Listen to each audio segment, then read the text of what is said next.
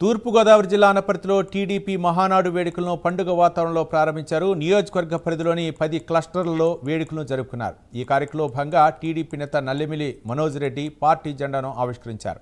కార్యక్రమానికి హాజరైన కార్యకర్తలంతా డిజిటల్ హాజరు నమోదు చేయించుకున్నారు.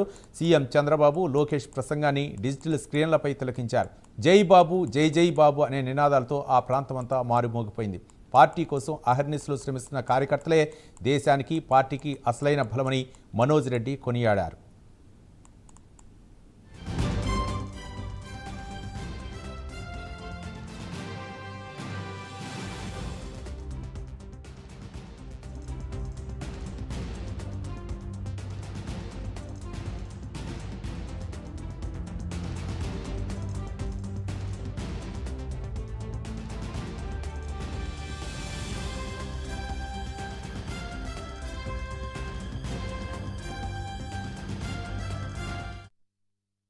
ఇక్కడ ఎప్పుడు కూడా ఈ తెలుగుదేశం పార్టీకి అనపర్తి నియోజకవర్గం మూలారెడ్డి గారు వేసిన పునాది రాయి అటువంటిది.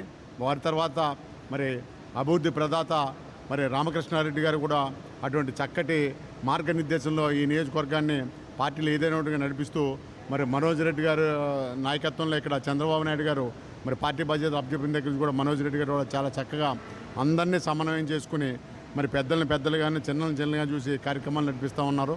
మరి ఇవాళ ఏదైతే అన్న నందమూరి తారక రామారావు గారి జన్మదిన సందర్భంగా ఈ మహానాన్ని జరుపుకుంటున్నామో, ఈవేళ ఈ కార్యక్రమాలను రేపు ఇంకా నభవిష్యత్తులో చేస్తారని చెప్పి ఆశాభావం నాకు ఉంది. చక్కగా చేసి తీరుతారు మనోజ్ రెడ్డి గారు.